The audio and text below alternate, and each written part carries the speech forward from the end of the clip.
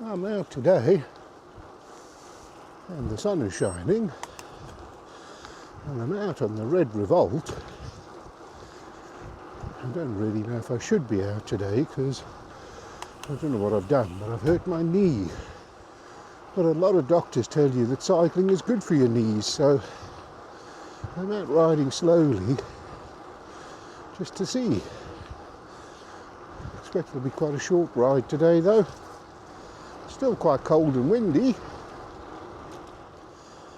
but there's something about the sunshine that just makes everything seem better. And that's one of the downsides of getting old.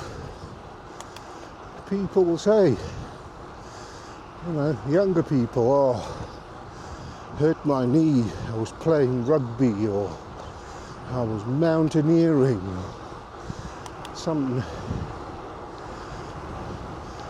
high stress activity. But no, do you know how I hurt my knee? I stood up. It's literally it, I stood up. And as you get older, you start to develop all kinds of weird aches and pains and various other ailments. And I've never been one to trouble the medical profession. If I have something that doesn't seem right, I tend to just think, well, let's ignore it for a bit and see if it goes away. But that's becoming increasingly difficult because the adverts, you see, as you get older as well, you start listening to different things on the wireless and watching different things on the telly.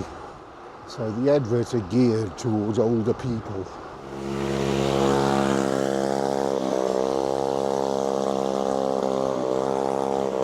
Looks like a struggle. My knee wasn't bad, probably keep up with him. So anyway, as I was saying, as you get older, they target adverts at you, telling you you might be about to die. Constant stream of adverts.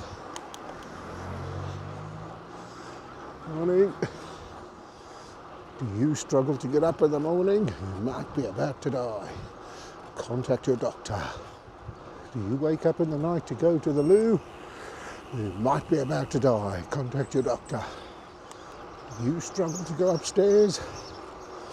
You might be about to die. Contact your doctor. And then the list gets longer and longer and longer. And they go, oh, you could be suffering from heart failure if you have any of the following. And then they list about 25 things. Well, of course you can have one of them at least. So they're continually trying to scare you. And of course then there's the other adverts, not just to go to your doctor, but there's the vaccinations, the drugs and the potions that they can sell you. If you're over 60, you should have a flu vaccination.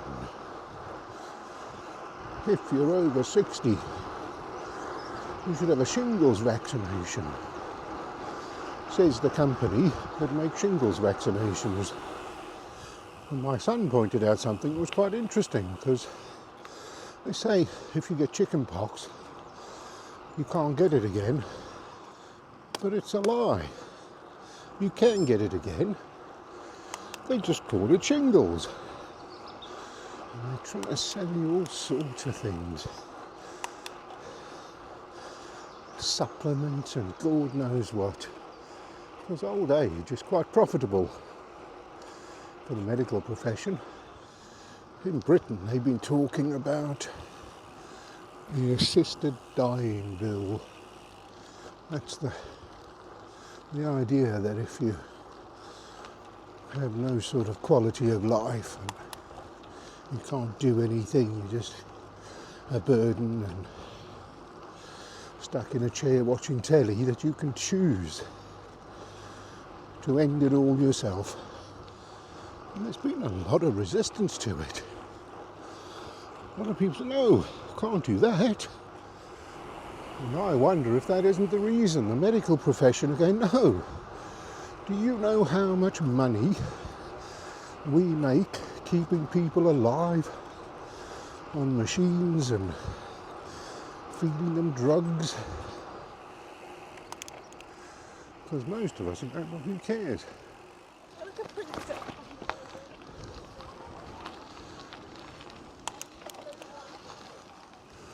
A lot of people out braving the cold today. And then on top of that, there's all of the people advertising that, well, you're probably going to go anyway, so have you made a will?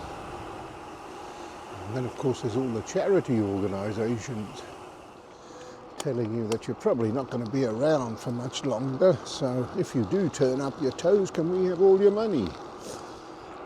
There's people that complain the old people are a burden on society, but nothing could be further from the truth.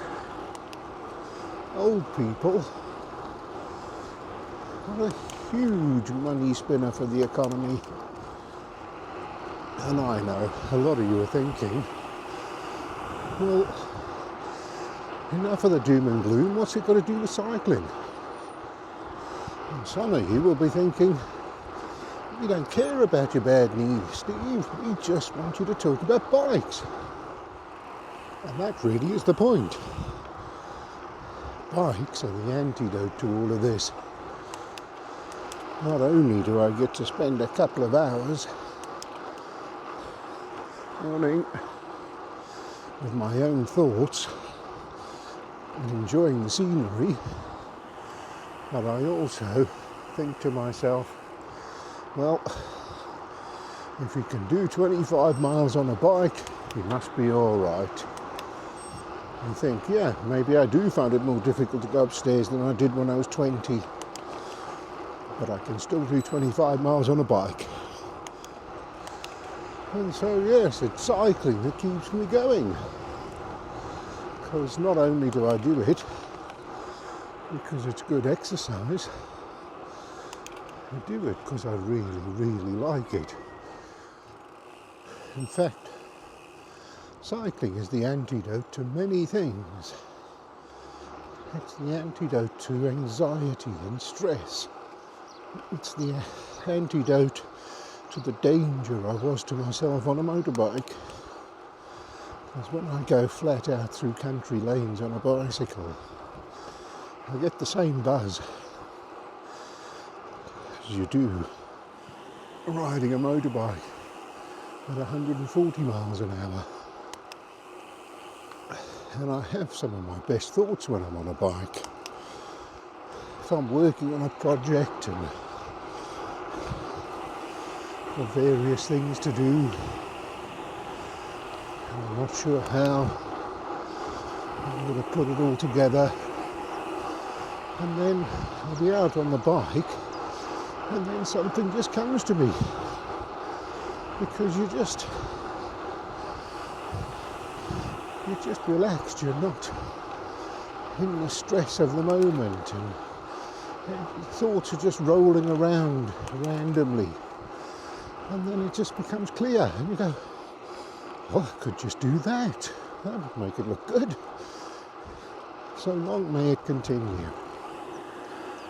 Long may I have the strength and capability to go out on a bike. And perhaps one day I'll need an e-bike. And if I do, I'll get an e-bike. Because I just love being out on the bike. So whatever challenges you face, get out on the bike. It'll all seem clearer. And as usual, if you found my ramblings interesting, then like this video and subscribe to the channel.